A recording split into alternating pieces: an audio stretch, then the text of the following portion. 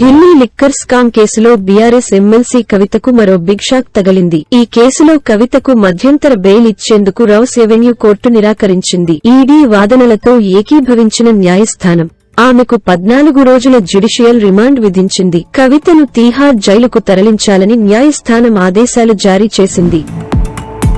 సంచలనం సృష్టిస్తున్న phone tapping కేసులో నిందితుడు ప్రణీతరావును విచారణ జరుపుతున్న కొద్ది మరిన్ని సంచలన విషయాలు వెలుగు చూస్తున్నాయి. ఎసిడీకి టెక్నికల్ కన్సల్టెంట్ గా ఉన్న రవిపాల్ ఈ కేసు విచారణలో కీలకంగా మారాడు. రవిపాల్ నేతృత్వంలోనే ఫోన్ ట్యాపింగ్ డివైజ్లను తీసుకువచ్చినట్లు దర్యాప్తులో గుర్తించారు. రేవంత్ రెడ్డి ఇంటికి సమీపంలో ఆఫీస్ ఏర్పాటు చేసి ఈ డివైజ్లను ఏర్పాటు చేసి రేవంత్ రెడ్డి ఇంట్లో జరిగే ప్రతి విషయాన్ని ఎప్పటికప్పుడు ప్రణీతరావు, రవిపాల్ ఇద్దరూ విన్నారు. రవిపాల్ ని ప్రశ్నించేందుకు పోలీసులు రంగం సిద్ధం చేశారు.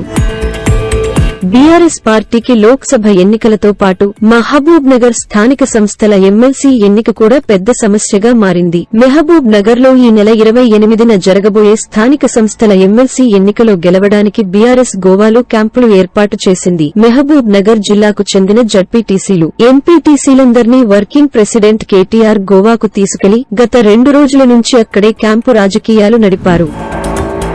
2 తెలుగు రాష్ట్రాల్లో ఉష్ణోగ్రతలు క్రమంగా పెరుగుతున్నాయి. 3 రోజుల క్రితం వాతావరణం చల్లబడిన ఇప్పుడు రోజురోజుకు వేడి పెరిగిపోతుంది. పలు జిల్లాల్లో ఉష్ణోగ్రతలు 41 డిగ్రీలు దాటాయి. ఇక రాబోయే రోజుల్లో ఉష్ణోగ్రతలు మరో 3 డిగ్రీల వరకు పెరిగే అవకాశం ఉందని వాతావరణ కేంద్రం హెచ్చరించింది.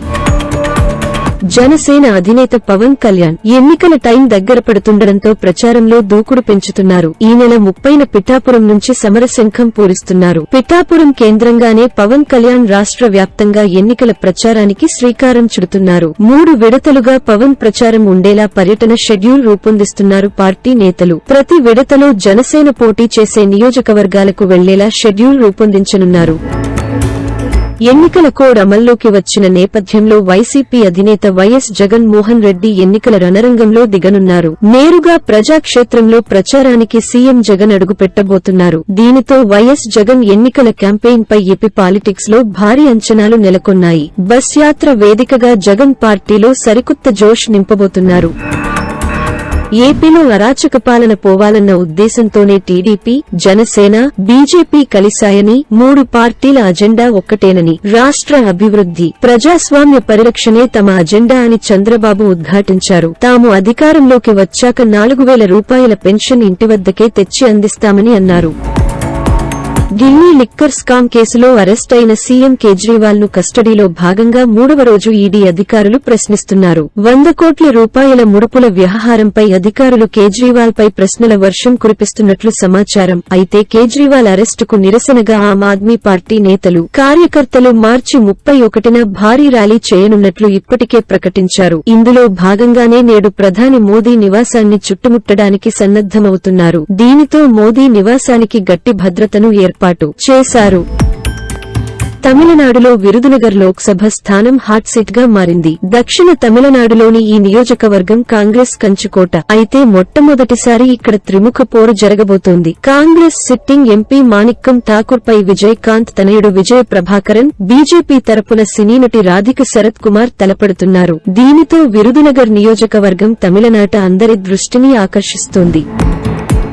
రామాయణం టీవీ సీరియల్లో శ్రీరాముని పాత్ర పోషించి ప్రేక్షకులను అలరించిన నటుడు అరుణ్ గోవిల్ యూపీలోని మీరట్ లోక్సభ స్థానం నుంచి బీజేపీ తరపున బరిలోకి దిగాడు. అరుణ్ గోవిల్ కి స్టార్డంతో పాటు మీరట్ తో అనుబంధం కూడా ఉంది. ఎటువంటి స్వార్థానికి, అవినీతికి తావు లేకుండా ప్రజా సేవకుడిగా, నిజమైన నాయకుడిగా తన కర్తవ్యాన్ని నిర్వర్తిస్తానని అరుణ్ గోవిల్ తెలిపారు. Royal Challengers Bengaluru star batter Virat Kohli అరుదైన ఘనతను సొంతం చేసుకున్నాడు. పురుషుల టీ20 క్రికెట్ చరిత్రలో అత్యధిక క్యాచ్లు అందుకున్న తొలి భారత ప్లేయర్ గా విరాట్ కోహ్లీ నిలిచాడు. ఐపీఎల్ 2024 సీజన్లో భాగంగా పంజాబ్ కింగ్స్ తో సోమవారం జరిగిన మ్యాచ్లో కోహ్లీ ఈ ఘనతను అందుకున్నాడు. ఐపీఎల్ 2024లో రాయల్ ఛాలెంజర్స్ బెంగళూరు విజయాల ఖాతాను తెరిచింది. సొంత మైదానంలో పంజాబ్ కింగ్స్ ను 4 వికెట్ల తేడాతో ఓడించింది. విరాట్ కోహ్లీ అద్భుత అర్ధ సెంచరీ తర్వాత దినేష్ కార్తీక్, ఇంపాక్ట్ ప్లేయర్ మహిపాల్ లోమ్రాడ్ల తుఫాన్ ఇన్నింగ్స్ కారణంగా బెంగళూరు చివరి ఓవర్లో విజయం సాధించింది. కాగా ఐపీఎల్ 2024 7వ మ్యాచ్లో నేడు Chennai super kings versus Gujarat titans తలపడనున్నాయి. అమెరికా మాజీ అధ్యక్షుడు డొనాల్డ్ ట్రంప్ కు అదృష్టం కలిసొచ్చింది. ఆయన వ్యాపార సామ్రాజ్యం మునుపెన్నడూ లేని విధంగా లాభాల బాట పట్టింది. ట్రంప్ ఆదాయం పెరగడంతో ప్రపంచంలోని అత్యంత సంపన్నులైన తొలి 500 మందిలో ఆయనకు స్థానం దక్కించుకున్నారు. తాజా అంచనాల ప్రకారం ట్రంప్ సంపద నికర విలువ $4 బిలియన్ పైగా పెరిగింది. మాస్కోలో ఓ సంగీత కచేరీపై విరుచుకుపడి పెద్ద ఎత్తున ప్రజల ప్రాణాలు బలిగొన్న ముష్కరులు తమ నేరాన్ని కోర్టులో అంగీకరించారు. ఫలితంగా వారిని మే 22 వరకు కస్టడీ విధిస్తూ న్యాయస్థానం ఆదేశాలు జారీ చేసింది. మరోవైపు దాడి వివరాలు కక్కించే ప్రయత్నంలో భాగంగా రష్యా భద్రతా బలగాలు ఉగ్రవాదులను తీవ్రంగా హింసించినట్లు తెలుస్తోంది.